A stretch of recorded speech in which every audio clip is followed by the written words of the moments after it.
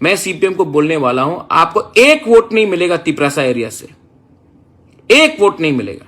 आप लोग कभी भी जिंदगी में मोर डेवलपमेंट, मोर पैकेज करके आज कभी भी आप लोग कभी भी बीजेपी को नहीं हरा सकते।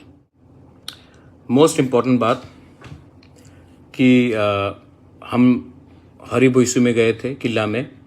उसके बाद हम लोग बुइसु में गए थे, सबसे बात हुआ और मैंने अपने सब तिपरासा लीडर्स को एक बात क्लियरली बताया है, जो भी पार्टी से हो, बीजेपी से हो, सीपीएम से हो, कोई भी पार्टी से, आईपीएफटी से हो, कि जब ग्रेटर तिपरालैंड का डिमांड हम लोग करते हैं तो हम लोग सबको कहीं ना कहीं तो अग्री करना चाहिए कि तिपरासा के लिए आज त्रिपुरा में कुछ ठीक नहीं है।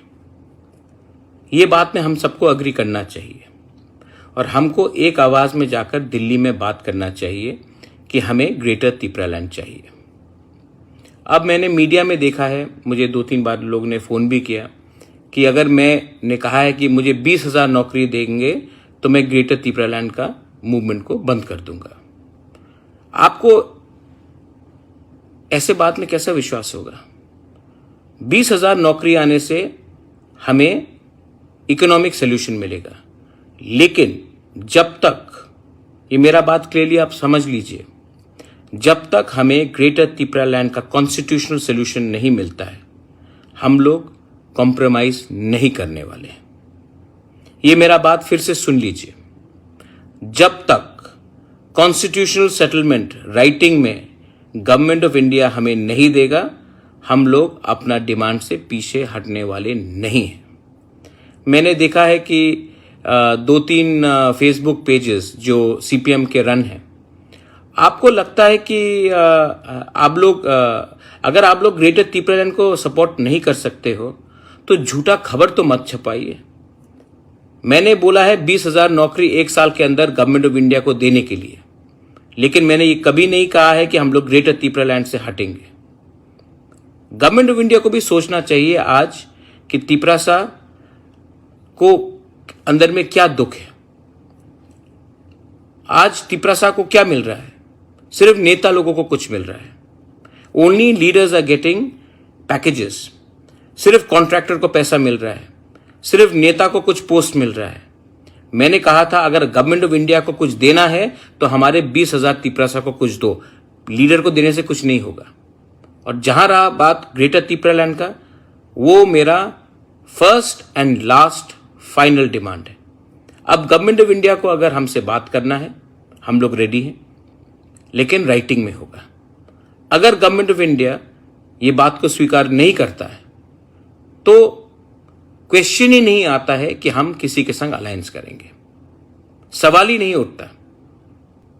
और जो लोग हमारा थामसा को तोड़ने के लिए, और इसमें सीपीएम भी शामिल है, मैं जानता हूं सीपीएम शामिल है, क्योंकि उनको लगता है कि तिपरा मोथा को कमजोर करके वो जीतेंगे, तो मैं आपको बोलने वाला हूं सीपीएम को, आप लोग कभी भी जिंदगी में मोर डेवलपमेंट, मोर पैकेज करके आज कभी भी आप लोग कभी भी बीजेपी को नहीं हरा सकते, क्योंकि आप लोग ने 25 साल राज किया और आप लोग ने कुछ नहीं किया हमारे तिपरासा के लिए।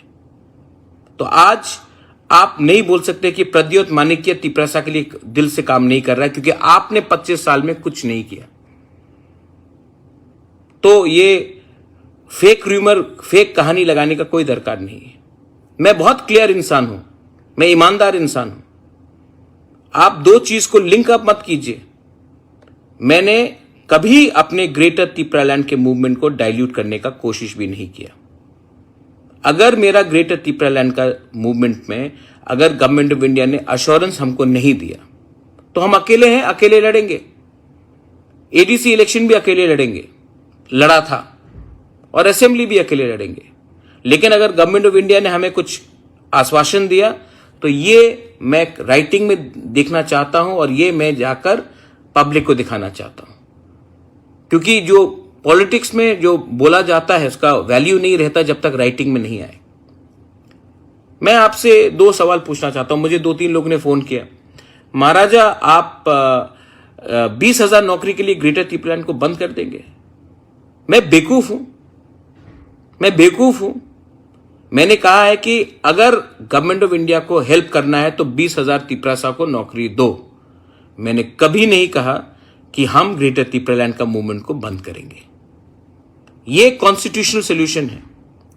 अगर गवर्नमेंट ऑफ इंडिया के पास ज्यादा अच्छा, मैंने देखा न्यूज में पिछले 8-10 दिन में बहुत लोग डर गए हमारे थानसा से, बहुत लोग हमारे थानसा से डर गए। और ये थानसा से डरने से ये लोग न्यूज इधर से आधा उधर से आधा निकालते हैं। मैं बुइसू में गया, बुइसू में जिष्णु करता थे, वहां में क्या बोलते हैं दाता मोहन थे, वहां में धनंजय त्रिपुरा था, कहीं में रेवती त्रिपुरा था। तो क्या हम लोग मिले नहीं? क्या त्रिपुरा से मिल नहीं सकता?